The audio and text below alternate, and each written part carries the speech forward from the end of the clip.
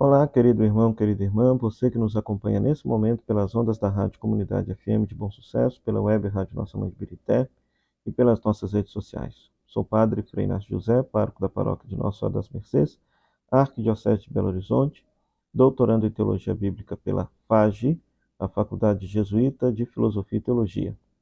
Seja bem-vindo ao nosso programa O Pão da Palavra, no qual nós meditamos a Palavra de Deus dominical. Estamos celebrando o quarto domingo do tempo do Advento. Temos como leituras Isaías capítulo 7, versículo 10 a 14, Romanos capítulo 1, versículo 1 a 7 e Mateus capítulo 1, versículo 18 a 24. Vamos meditar com alegria a santa palavra de Deus. Se você está passando aqui pela primeira vez, então não se esqueça de deixar o seu comentário, deixar o seu like, se inscrever no canal e compartilhar com todos aqueles que gostam de meditar de forma simples, mas também profunda, a palavra de Deus de cada domingo. Na primeira leitura, nós temos Isaías, capítulo 7, versículo 10 a 14. Esse texto nós poderíamos chamar de o sinal do Emanuel. Quando lá no ano de 735 a.C., Isaías foi enviado ao rei Acás, parecia que haviam perdido as esperanças da dinastia de Davi permanecer sobre o trono e o povo já não acreditava mais nas promessas de Deus. Então, para animar o rei, o profeta Isaías oferece um sinal, mas o rei não acredita porque quer seguir os seus próprios projetos. Mas mesmo assim, Deus lhe dá um sinal. Qual sinal?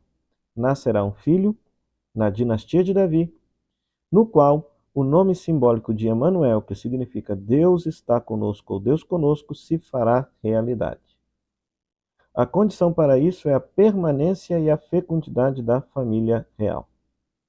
O filho da Partenos, ou virgem, jovem virgem, conforme Isaías capítulo 7, versículo 14, na tradução chamada 70, tradução grega do Antigo Testamento, é um indício profético que se realizará no filho da Virgem Maria.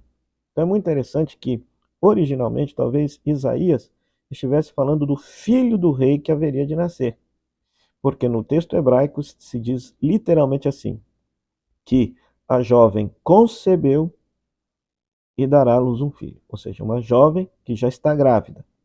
Quando traduziram este texto para o grego, mudaram jovem para virgem e concebeu para conceberá, abrindo uma perspectiva de futuro no texto, anunciando assim um futuro descendente de Davi que haveria de governar plenamente Israel.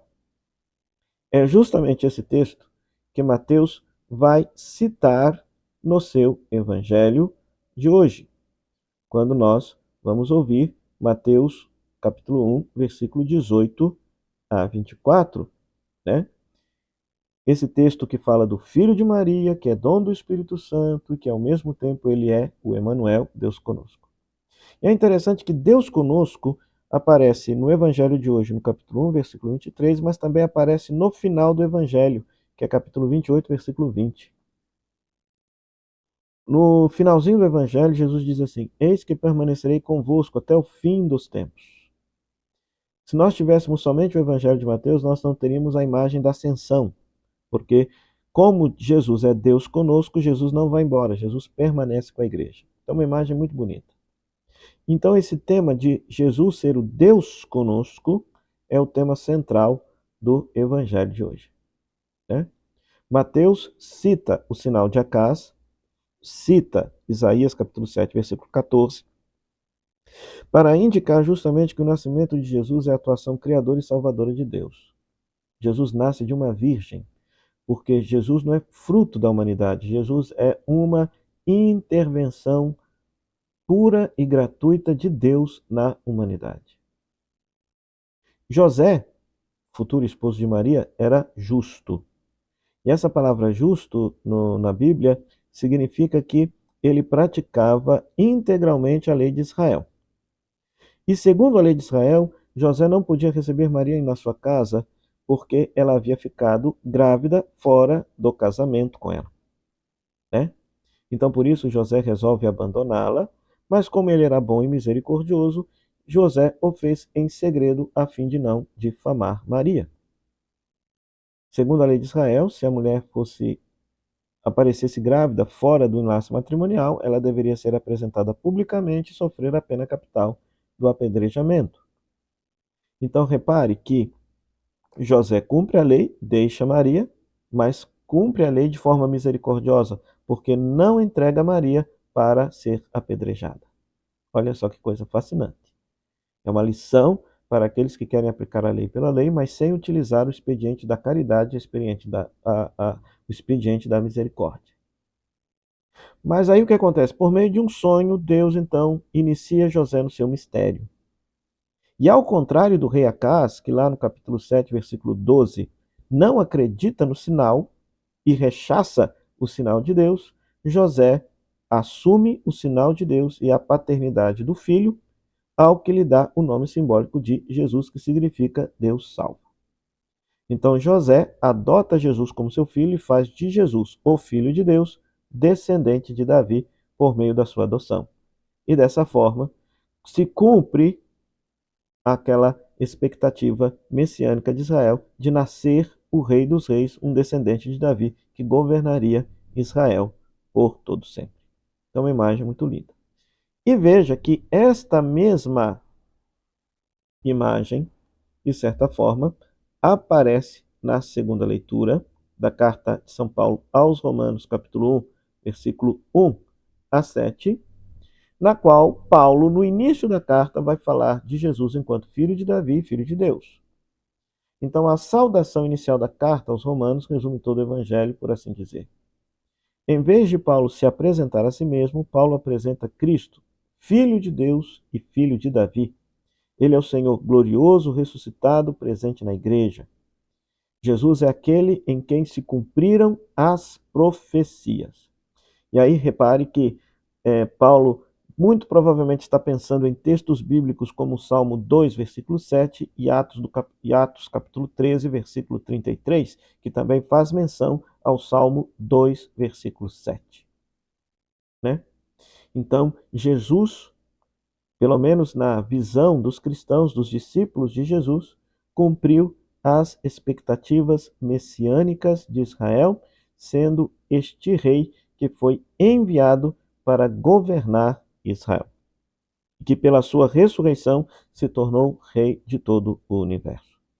É claro que o povo de Deus esperava um descendente humano de Davi, um rei.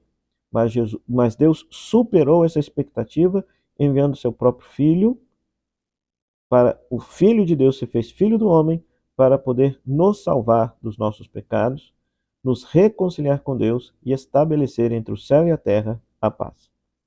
Então, o grande tema deste domingo é apresentar que aquele que nós vamos celebrar o nascimento no Natal, ele é nada mais e nada menos do que Deus conosco. É verdadeiramente Deus que veio ao mundo para santificar o mundo, redimir o mundo e reconciliar toda a criação consigo mesmo, com o próprio Deus. Então, que esta palavra, que Isaías imaginava até de forma alegórica que o rei seria Deus conosco, era uma imagem simbólica para falar que o rei era tão bom que o rei era a presença de Deus no meio do seu povo. Mas não. Segundo a fé cristã, Deus verdadeiramente veio ao mundo e aquilo que em Isaías seria uma alegoria, de verdade aconteceu. O céu se abriu, Deus veio ao mundo na pessoa de Cristo para poder nos salvar e poder nos santificar. Então, que esse quarto domingo do Advento nos prepare de uma forma melhor para que a gente celebre esse bonito mistério que haveremos de celebrar solenemente no Natal. O Senhor esteja convosco, Ele está no meio de nós. Que a bênção de Deus Todo-Poderoso, Pai, Filho e Espírito Santo, desça sobre você e sobre sua família e permaneça para sempre. Amém. Meu muito obrigado à Rádio Comunidade FM, à Web Rádio Nossa Mãe de Ibirité e a você, querido rádio ouvinte e internauta. Até o próximo programa, O Pão da Palavra, se Deus quiser. Tchau, tchau.